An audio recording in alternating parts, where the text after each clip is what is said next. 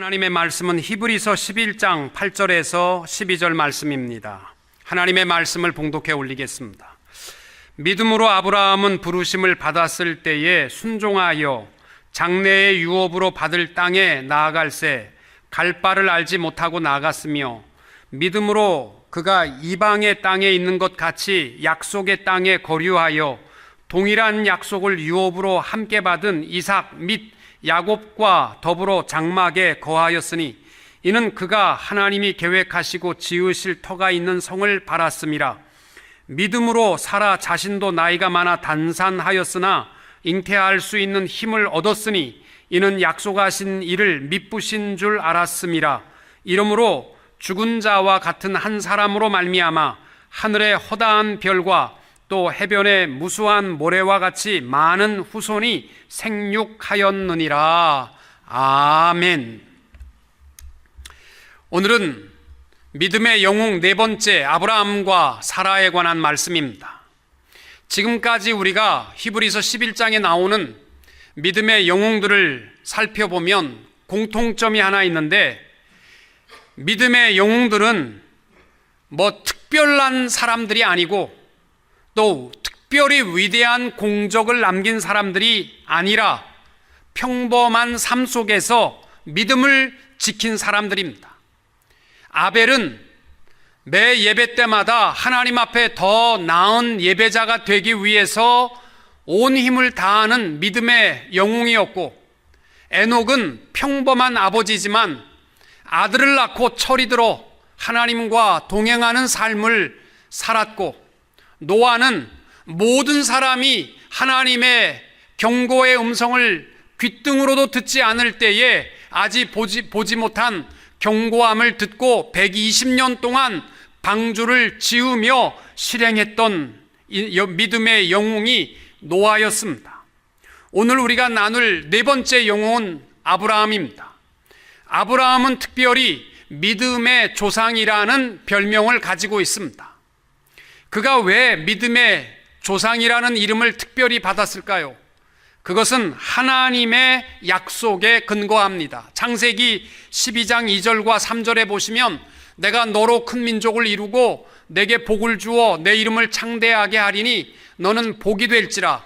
너를 축복하는 자에게는 내가 복을 내리고 너를 저주하는 자에게는 내가 저주하리니 땅의 모든 족속이 너로 말미암아 복을 얻을 것이라. 성경은 메시아를 믿는 사람은 유대인이든지 이방인이든지 상관없이 다 아브라함의 자손이라 라고 부릅니다. 로마서 4장 1절부터 11절까지의 말씀의 내용이 뭐냐면, 아브라함은 믿음의 모든 믿는 자의 조상이 되었음이라 라는 말씀입니다. 또 갈라디아서 3장 7절에 보시면은, 그런즉 믿음으로 말미암은 자들은 아브라함의 자손인 줄 알지어다 라고 말씀합니다. 여러분, 하나님께서 아브라함을 통하여서 메시아 예수 그리스도를 영접한 모든 자에게는 아브라함의 자손의 은총과 복을 더하여 주신 줄로 믿습니다. 여러분, 이런 말을 들어보셨습니까? 천국으로 향해 가고 있는 모든 성도들은 세상에서만큼은 좀 불만족스러운 것이 있어야 한다라는 말이요. 여러분, 세상이 살아가는데 전부 완벽하게 편안하고 다 좋고 다 충분하고 이렇게 살아가는 것은 천국의 순례자의 모습은 아닙니다. 뭔가 세상 속에 거하면 방법도 나랑 안 맞고 살아가는 스타일도 나랑 좀 안 맞고 뭔가 좀 불편하고 뭔가 좀 아쉽고 내 몸에 잘 안 맞는 듯한 그러한 모습을 가지고 살아간다면 그것이 정상적인 천국을 향한 순례자의 성도의 모습일 것입니다. 우리 주위에 보면은 정말 큰 집에 사는 사람들이 있어요. 그러면 저도 이렇게 가보면서, 야, 나도 이런 집에서 하루만 좀 살았으면 좋겠다, 이러한 욕심도 있지만 마음 한구석에는, 야, 여기 사는 사람들은 더 좋은 천국에서 예수님께서 오늘 밤에 와라, 그러면 되게 싫겠다, 이런 마음이 있어요. 저는요, 주님이 다시 오시기를 간절히 사모하며 기도하고 주님의 재림을 기다리지만 거기 사는 사람들은 주님 오시는 거 별로 안 반가울 것 같아. 그래서 우리 천국의 순례자들은요, 땅 위에서는 뭔가 좀 불편한 게 축복입니다. 뭔가 좀 잘 나랑 안 맞는 것이 당연한 천국을 향한 순례자의 삶의 모습이 될 줄로 믿습니다. 여러분, 아브라함이 살았던 갈대아 우르는요, 그 당시에 세상적인 부와 사치로운 모습으로 말하자면 가장 부요하고 번성하고 풍성한 곳이 갈대아 우르였습니다. 그런데 아브라함은 갈대아 우르에 머무러 산다는 것이 마음에 자기에는 뭔가 안 맞는 것이 있었습니다. 그랬기 때문에 하나님께서 아브라함을 통하여서 내가 내게 지시할 땅으로 가라. 그곳이 어디인지, 그곳이 어디 누구와 함께 하는지 알 길이 없어도 내가 내게 지시할 땅으로 가라 라고 명령했을 때 아브라함은 지체하지 아니하고 하나님의 명령을 따라 지시할 땅으로 떠날 수 있었습니다. 여러분, 아브라함의 믿음의 삶은 한마디로 말하면 말씀대로 순종하는 삶, 이것이 아브라함의 믿음이었습니다. 우리가 많은 믿음의 영웅들도 본받아야 되지만 특별히 믿음의 조상 아브라함의 믿음을 통해서 우리들도 즉각적으로 순종하며 말씀에 순종하며 살아가는 믿음의 종들이 될 수 있기를 축복합니다. 감비아에서 선교 활동하고 있는 그 이재환 선교사님, 지금 LA에 와 계십니다만은 그분의 간증에 보면 이런 이야기가 나옵니다. 자기가 선교하는 곳에 사랑의 공동체를 이루어서 그곳에서 함께 자고 함께 먹고 함께 생활을 한답니다. 그런데 말이 사랑의 공동체지 솔직히 말하면 도둑놈 공동체랍니다. 그곳은요, 뭐 시계만 걸어놓으면 며칠 밤 자고 나면 없어진다는 거예요. 옷이 없어지는 것은 뭐 다반사고 좋은 것, 그릇이고 신발이고 뭐 좋은 것 있으면 금방 다 없어진대. 그래서 솔직히 말하면 도둑놈 공동체라는 거예요. 그리고 그 마을에서 물건이 뭐 없어지면 야, 내 물건 어디 있는지 아냐? 라고 물어보는 도둑놈 제1호가 그 공동체 안에서 먹고 생활을 같이 한다는 거예요.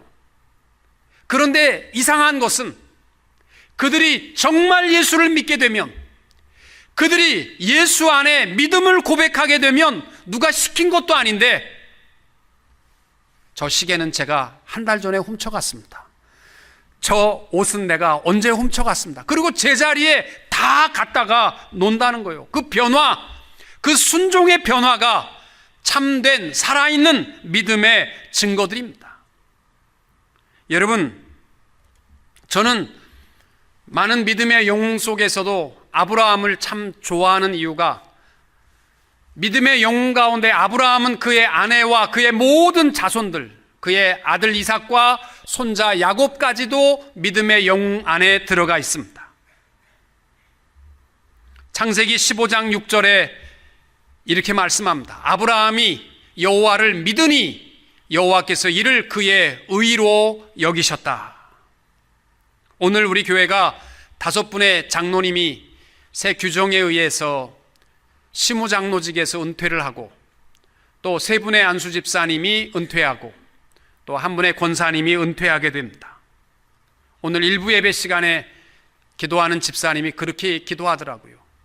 봉사의 직분의 은퇴자가 되지 않도록 더 많은 하나님이 기뻐하시는 이름 없이 빚도 없이 봉사하는 자가 될 수 있도록 기도하셨습니다. 여러분, 아브라함은 75세에 하나님의 부르심을 받고 100년 동안 하나님의 뜻대로 순종하며 살았습니다. 이제 오늘 이 9분의 귀한 종들이 은퇴하며 봉사직의 은퇴가 아니라 하나님 앞에 새로운 출발을 이루어 더 크게 영광 돌릴 수 있는 또 하나의 아브라함의 믿음의 영웅으로 살아갈 수 있는 우리 모든 종들이 될 수 있기를 주님의 이름으로 축원합니다. 첫 번째로 아브라함의 믿음 속에 우리가 기억해야 할 것은 그는 소망이 가득했다라는 것입니다. 여러분, 믿음의 참된 믿음과 재물의 관계는 비례합니까? 반비례합니까? 예수 잘 믿으면 부자가 됩니까? 가난해집니까? 헷갈리시죠? 예수 잘 믿으면 물질의 부요함과 가난함과는 전혀 관계가 없습니다. 하나님께서는요, 우리를 부요하게도 하시고 가난하게도 하세요.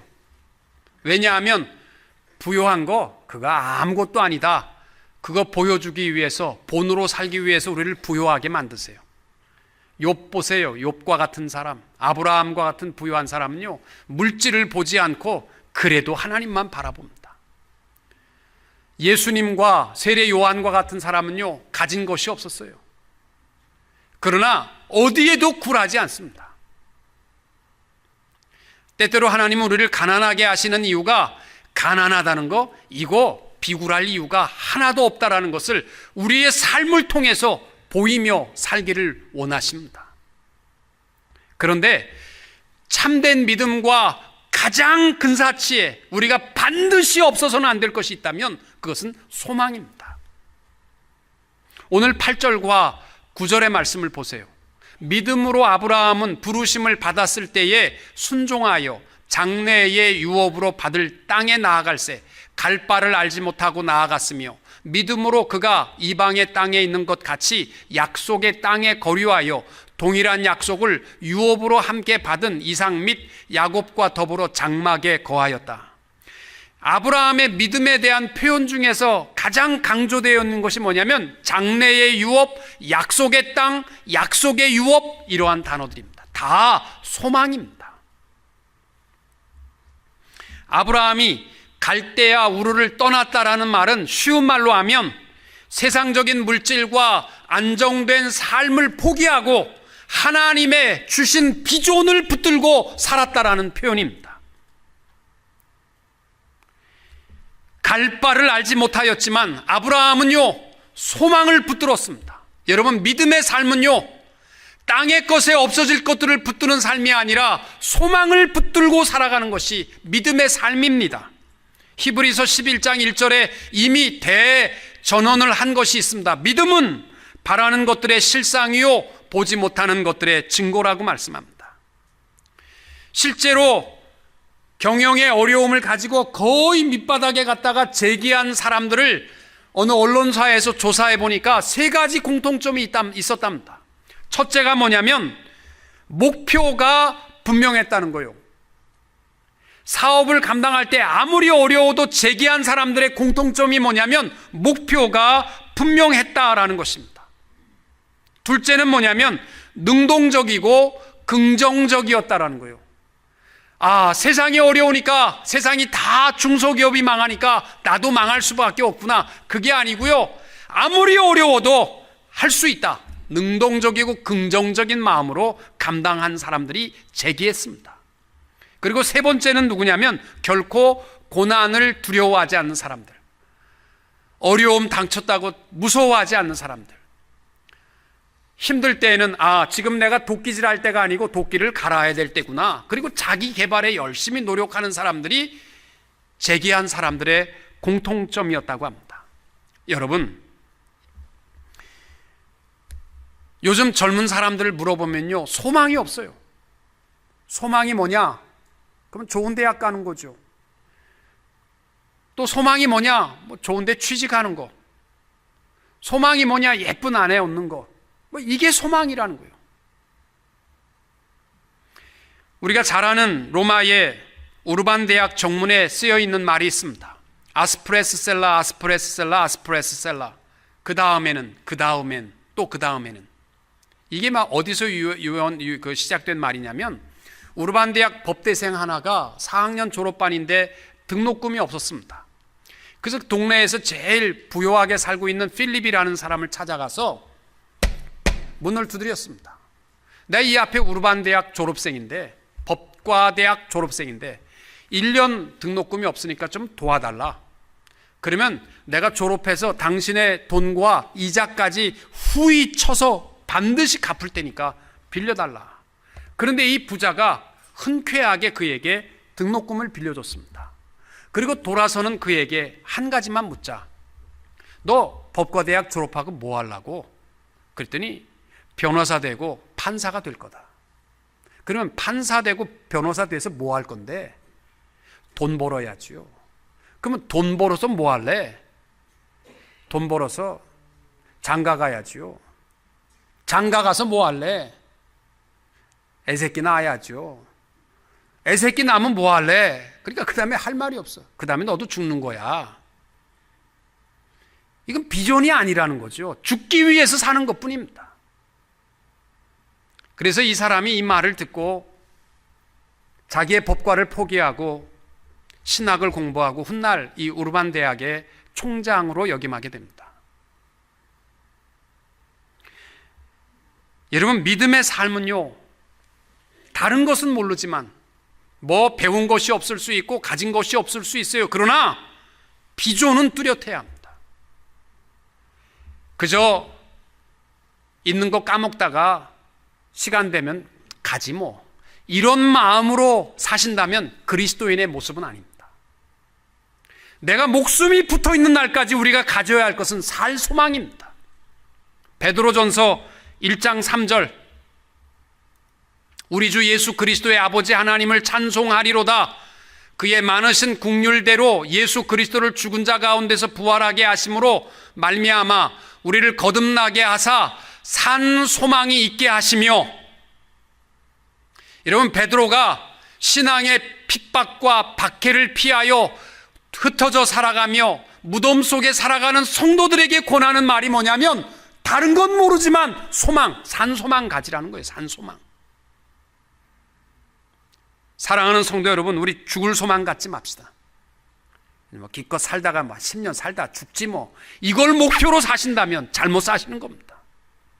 우리에게는 영원토록 하나님 나라에서 주님과 더불어 살아가는데, 그것도 주님과 함께 왕노릇하며 살아가는 생명의 소망이 있는 줄로 믿으시기 바랍니다. 그 소망 붙들고 살아가는 것이 그리스도인입니다. 빌리그레암이 그런 얘기했잖아요. 예수 믿는 사람은 100살이 돼도 청년이다. 그러나 20살이라도 소망이 없으면 그건 늙은이다. 두 번째로 아브라함의 믿음은 즉각적인 순종이었습니다. 창세기 12장 1절부터 보면 이렇게 되어 있습니다. 여호와께서 아브라함에게 이르시되 너는 너의 고향과 친척과 아비의 집을 떠나 내가 내게 보여줄 땅으로 가라. 내가 너로 큰 민족을 이루고 내게 복을 주어 내 이름을 창대하게 하리니 너는 복이 될지라. 너를 축복하는 자에게는 내가 복을 내리고 너를 저주하는 자에게는 내가 저주하리니 땅의 모든 족속이 너로 말미암아 복을 얻을 것이라 하신지라. 이에 아브라함이 여호와의 말씀을 따라 갔고 룻도 그와 함께 갔으며 아브라함이 하란을 떠날 때에 75세였더라. 여러분, 75세에 떠난다는 것은 쉬운 일 아닙니다. 그런데 하나님께서 떠나라고 할 때 이에 아브라함이 말씀을 듣고 따랐다라는 이 표현이 오늘 8절에 보면 이렇게 압축되어서 설명하고 있습니다. 믿음으로 아브라함은 부르심을 받았을 때에 순종하여 장래의 유업으로 받을 땅에 나아갈새 갈 바를 알지 못하고 나아갔다. 여러분, 여기서 아브라함은 부르심을 받았을 때에 이 부르심이라는 것이 현재 분사입니다. 받았다. 그리고 순종한다라는 말이 주동사입니다. 그러니까 이 두 단어가 분명하게 우리에게 표현하는 말은 뭐냐면 부르심을 받자마자 순종했다.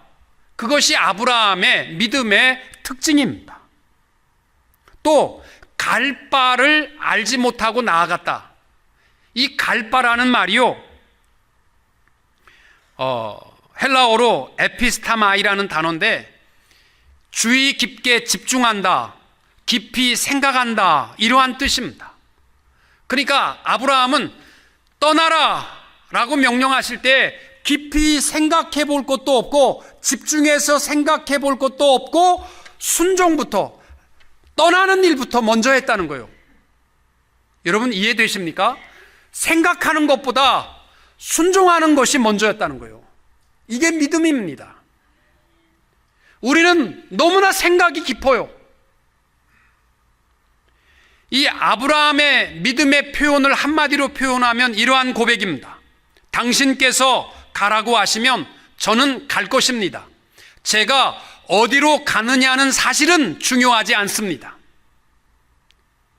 이 순종이, 아브라함의 즉각적인 순종이 믿음이라는 사실을 기억하고, 여러분 주의 일을 감당할 때 생각이 너무 깊지 마시고 순종부터 하고 생각에도 안 늦습니다.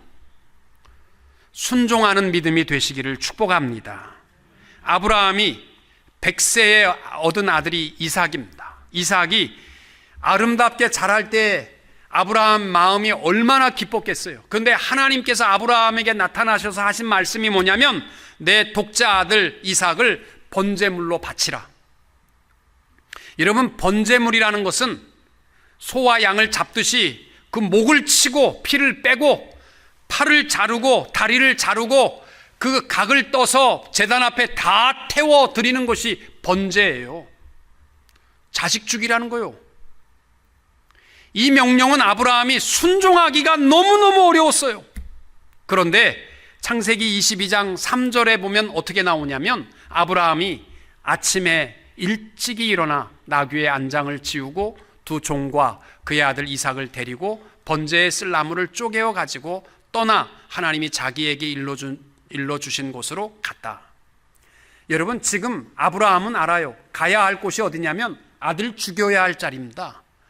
그런데 아들 죽여야 할 자리 일찍부터 서두를 이유가 뭐가 있겠어요? 아브라함이 아침에 일찍이 일어나 출발했다는 말은 뭐냐면 생각해 볼 것 없다는 거예요. 행함부터 하고 그 다음에 생각하는 겁니다. 이게 즉각적인 순종입니다. 오늘날 우리 같으면 어떻게 했을 것 같아요? 주님께서 어젯밤에 나에게 아들을 바치라 그러면 우리는 아마 주님 기도해보고 결정하겠습니다. 우리는 주님이 명령해도 기도해보고 하겠대. 이게 무슨 대단한 일도 아니고 드려야 할 자리, 봉사해야 할 자리인데도 우리는 다 기도해보고요. 제가 기도해보고요 라고 대답하는 사람 치고 기도하는 사람 별로 못 봤어요. 다 정중한 거절이야. 하나님께서 우리에게 하나님의 자녀를 깨닫게 하는 비결을 이렇게 말씀하세요. 예수님께서 오병이어로 5,000명을 먹이고 가실 때 많은 무리가 예수님을 따라왔습니다. 근데 예수님께서 너희는 내 양이 아니다. 그러니까 무리들이 깜짝 놀라서 그럼 하나님 주님의 양은 누굽니까? 그러니까 요한복음 10장 27절에서 예수님께서 내 양은 내 음성을 들으며 나는 그들을 알며 그들은 나를 따르느니라. 그렇게 말씀하셨어요. 잘 들으세요. 주님의 음성이 들리면 그건 주님의 양 맞습니다. 근데 주님의 음성이 안 들리면 미안하지만 1년 365일 교회 나와도 주님의 양 아닙니다. 여기서 들린다는 말은 우리의 육신의 청각을 의미하는 거 아니고요. 순종입니다. 말씀을 듣고 순종하면 하나님의 양 맞습니다. 듣기는 왕창 들었는데 아무것도 실천하지 아니하고 아무것도 순종하지 않았다면 미안하지만 양 아닙니다. 여기서 이 듣는다라는 말은 즐긴다, 순종한다, 동의한다 이러한 뜻입니다.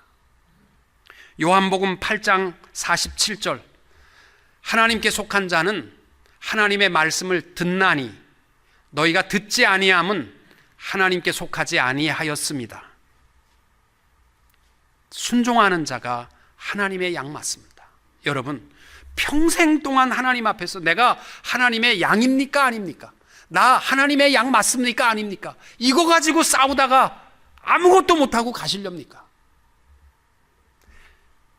우리 어렸을 때도 여러분도 다 경험했을 거예요. 어렸을 때 자랄 때 보면 주위에 꼭 그런 사람 있잖아요. 야, 너 엄마가 자꾸 너 구박하는 이유 아냐? 너 주워 왔어. 내가 봤어. 너는 굴레방 다리 밑에서 주워왔어. 우리 엄마 누군데요? 거기 콩나물 파는 아줌마가 네 엄마란다. 그럼 우리는 또 울면서 가서 우리 엄마 얼굴 한번 쳐다보고 오고 다 했어요. 그리고 엄마가 나를 구박하고 아버지가 나를 혼내면 나 주워온 거 맞는 모양이다. 이렇게 생각을 많이 했어요. 어느 목사님도 아들이 둘인데 하도 교인들이 너 주워왔다고, 너 엄마 하나도 안 닮았어, 너 봐봐 얼굴. 그러니까 자기도 주워온 줄 알고 아버지가 무슨 소리만 하면 아빠 나 주워왔어? 나 낳았어? 이거 가지고 늘 따졌다는 거예요. 그래서 엄마가 할 수 없어서 이렇게 얘기했답니다. 생각해봐라 아들아, 내가 널 데려와서 키웠다면 너같이 못생긴 놈을 내가 데려다 키웠겠냐? 내가 배추 고르듯이 골라다가 키울 수 있었다면 기왕이면 잘생기고 똑똑한 놈 골라다가 속 안 썩이고 부모 속 안 썩이고 잘할 놈을 내가 데려왔을 텐데 네가 우리 집 자식인 거 그래도 모르겠느냐 그랬더니 깨닫고 그 다음부터는 안 물었답니다. 여러분, 언제까지 내가 주님의 자녀인지 아닌지 이거 의심하고 괴로워하지 마시고 말씀에 순종하는 믿음의 자녀들이 될 수 있기를 축복합니다. 마지막으로 아브라함의 믿음은 그 시선이 하나님의 경영에 맞추어 있었다는 것입니다. 본문 10절에 보면 이는 그가 하나님이 계획하시고 지으실 터가 있는 성을 바랐습니다. 아브라함은 지가 무슨 터를 사고 거기에 견고한 성을 짓고 이런 계획이 없었고 하나님이 계획하신 대로 바로 그 터, 정관사가 있어요. 성도 그 성, 하나님이 계획하신 그 성을 바라보고 살았다는 것입니다. 여러분, 믿음은요, 하나님의 경영하심에 맡기는 삶입니다. 얼마 전에 어떤 분이 저에게 P31이라는 책을 선물했어요. 책이 참 좋습니다. 목사님 한번 읽어보세요. 이 하형록이라는 분이 쓴 책인데 미국의 하스라는 그 회사의 회장이십니다. 이분이 부모님이 목사님인데 나환자촌에서 목회를 하셨던 그분의 자녀인데 미국에 와서 공부하셔서 큰 기업에 취직을 했습니다. 그런데 갑자기 심장 이상 증세로 잘 진급하다 말고 죽을 고비를 넘기고 하나님을 만났습니다. 그리고 경영을 하게 되는데 자기의 뜻대로 모든 회사를 경영하는 것이 아니라 프로볼브, 잠언 31장에 나와 있는 하나님의 경영의 지혜 그대로 실천하는 거예요. 그래서 그분이 세운 회사가 바로 이 하스라는 회사인데 그분의 고백이 그거예요. 우리 생각의 운영보다 최고의 경영은 하나님이 경영 원리에 의해서 감당하는 것이다. 그래서 여러분 비즈니스 하시는 분들은요 꼭 한번 읽어보면 좋겠어요. 우리 도서관에 구입을 하셔서 한번 좀 돌아보면서 책 구하기가 어려우니까 보시면 참 좋겠습니다. 하나님의 경영 원리가 승리의 비결입니다. 여러분, 우리 개혁주의 신앙의 중심은 하나님의 말씀이에요. 하나님의 말씀 붙들고 하나님의 뜻대로 살아가는 것이 우리 온전한 승리의 믿음의 삶의 비결인 줄로 믿습니다. 여러분, 하나님의 경영의 원리는요 사람이 생각할 수 없는 놀라운 능력과 기적을 담고 있습니다. 그럼에도 불구하고 내가 하면 잘하는 것처럼 착각하고 살아갑니다. 여러분 보세요. 사라는요 이미 나이가 많아 단산했습니다. 그때 나이가 사라는 90세가 넘었고 아브라함은 99세예요. 인간의 경영 원리에 의하면 그 나이에 애 갖는다는 것을 상상만 하는 것으로도 노망든 거 맞습니다. 그런데 하나님의 경영의 원리는 다 죽은 자 같은 그를 살리셔서 놀라운 기업의 경영을 이루게 하시는 것이 하나님의 경영의 원리인 줄로 믿으시기 바랍니다. 하나님 앞에 맡기세요. 내가 하는 것보다 하나님이 하셔야 승리합니다. 사무엘하 17장에 보면 무슨 내용이 나오냐면 다윗의 아들 압살롬이 반역을 일으켜가지고 다윗을 쫓아냈습니다. 자기가 왕위에 섰습니다. 다윗이 비참한 모습으로 맨발로 도망갔습니다. 압살롬이 다윗을 어떻게 할까? 그때 지략가였던 아히도벨이 한 말이 뭐냐면, 나에게 2,000명 군사만 달라. 내가 다윗을 쫓아가서 지금 죽이지 않으면 당신 언젠가는 쓰러진다. 그러니까 지금 죽여야 된다. 그랬는데 그때의 후세라는, 계략적으로 그 압살롬 편에 있던 후세라는 신하를 불러다가 너는 어떻게 생각하느냐? 그랬더니 후세가 하는 말이, 다윗의 소년 군사들은 다 용사들인데 지금 쫓겨났기 때문에 독이 바짝 올라 있다. 건들기만 하면 이 사람들이 물불을 안 가리고 달라붙을 테니까 건들지 마라. 지금 괜히 갔다가 우리 압살롬의 군사가 지고 왔다 이런 소리만 들으면 백성들의 민심이 다윗에게 갈 수 있으니까 가만 내비로 둬라. 그렇게 하고 다윗은 자멸하니까 내비로 둬라. 그리고 후세가 사람을 보내서 다윗에게 빨리 도망가도록 권합니다. 그런데요, 보세요.